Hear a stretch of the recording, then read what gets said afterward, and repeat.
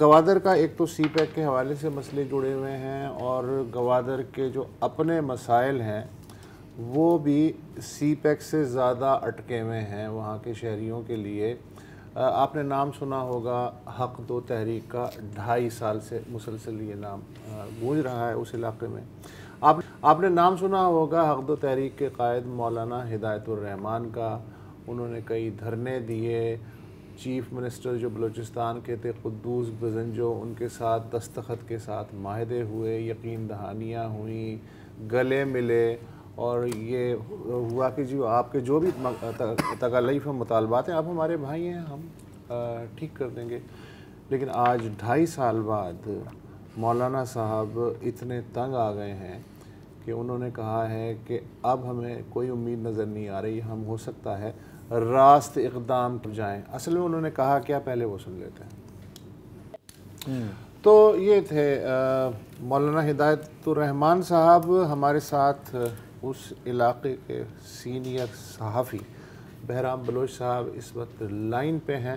بہرام صاحب، یہ بتائیے کہ جو پچھلی حکومت سے ایک تحریری معاہدہ ہوا تھا مولانا ہدایت الرحمان کے، اور جس میں خوشی کی لہر بھی دوڑ گئی تھی، اس میں موٹی موٹی باتیں یہ تھیں کہ ڈرگ اسمگلنگ جو ہے اس کے بارے میں کچھ کیا جائے گا، جو غیر ضروری چیک پوسٹوں سے مقامی لوگوں کو مشکلات پیش آ رہی ہیں ان چیک پوسٹوں کی تعداد میں کمی کی جائے گی، اور سب سے بڑا جو گوادر کے ماہی گیروں کی معیشت ہے، جس کو جو ٹرالرز ہیں دوسرے صوبوں کے اور غیر ملکی ٹرالرز، وہ ان کا رزق چھین رہے ہیں، اس کے بارے میں ٹھوس اقدامات کیے جائیں گے۔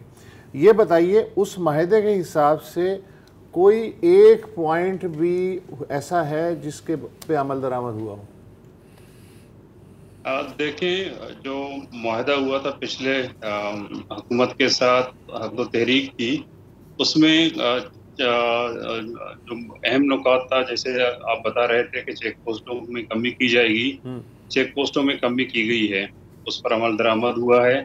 البتہ جو ایک اہم اور ایشو تھا ٹرالنگ کا ایشو ابھی برقرار ہے، بلکہ بڑا ہے۔ ماہی گیروں کے مطابق اب زیادہ ٹرالر آ کے گوادر کے ساحل پر ٹرالنگ کر رہے ہیں، یعنی کہ ضلع گوادر کے ساحل پر ٹرالنگ کر رہے ہیں۔ ٹرالنگ کے ساتھ ساتھ ماہی گیروں پر اب حملہ آور بھی ہو رہے ہیں۔ گزشتہ دنوں جیونی کے علاقے میں بھی اس طرح کے واقعات پیش آئے ہیں، ارماڑا کے علاقے میں واقعات پیش آئے ہیں۔ اسی وجہ سے جو ہے ماہی گیروں میں غم و غصہ بہت زیادہ پایا جاتا ہے۔ اور آپ کو بتاتا چلوں کہ گوادر شہر میں ایک اہم جو مسئلہ اس وقت تھا پانی کا مسئلہ اب دوبارہ سر اٹھا رہا ہے۔ گزشتہ چند دنوں سے گوادر میں پانی کا بھی مسئلہ بہت زیادہ سنگین ہوتا جا رہا ہے۔ لیکن مولانا نے جو حق و تحریک کے قیام کے بعد گوادر کے جو اہم مسائل تھے جو ہائی لائٹ ہوئے تھے، تو اس میں سے ایک اہم مسئلہ جو ٹرالنگ کا ہے وہ اب بھی برقرار ہے۔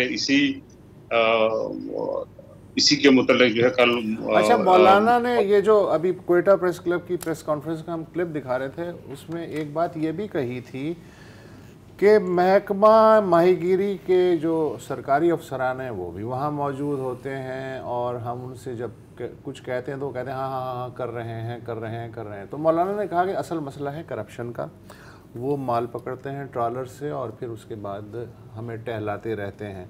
تو یہ بتائیے، اچھا پھر یہ ہے کہ یہ جو ٹرالرز ہے، یہ کوئی ایسا تو نہیں ہے کہ محکمہ جو ماہی گیری ہے اس کے لوگ اجازت دے دیتے ہیں؟ یہ تو نہیں ہے۔ یہ جو اس طرح کا منافع بخش کاروبار ہے، آپ کے خیال میں یہ کتنا مشکل ہوتا ہے جڑ سے اکھڑنا؟ جیسے منشیات کی اسمگلنگ ہو یا ٹرالنگ وغیرہ ہو، ٹھیک ہے زبانی طور پہ آپ لاکھ معاہدے کر لیں، لیکن عملاً کتنا پاسبل ہوتا ہے؟ دیکھیں، اگر حکومت چاہے، اگر محکمہ فشریز چاہے، تو سوال ہی پیدا نہیں ہوتا کہ ٹرالنگ کی روک تھام کی جا سکتی ہے۔ میں آپ کو بتاتا چلوں کہ جب آپ کو یاد ہوگا کہ جب ڈاکٹر مالک کی قیادت میں جب صوبائی حکومت کا قیام عمل میں لایا گیا تھا تو 6 مہینے تک کابینہ نہیں بنی تھی۔ تو اس دوران تمام وزارتیں ڈاکٹر مالک کے پاس ہی تھے۔ تو اس میں جو ہے اس 6 مہینے کے دوران ماہی گیروں کے مطابق ट्रॉलिंग खत्म हुई थी बल्कि ना होने के बराबर था। तो इससे जो है माहीगीरों में इत्मीनान पाया जाता था। अगर महकमा फिशरीज चाहे तो सवाल ही पैदा नहीं होता कि माहीगीरी ट्रॉलिंग हो और मतलब कि लेकिन बहरहाल इससे कितने लोगों के पेट पे लात पड़ेगी अगर ट्रॉलिंग ही खत्म हो जाए तो? देखिए कि ये एक माफिया है जी, इसमें बड़े मगरमच्छ मुलवस हैं और हाथ बहुत लंबे हैं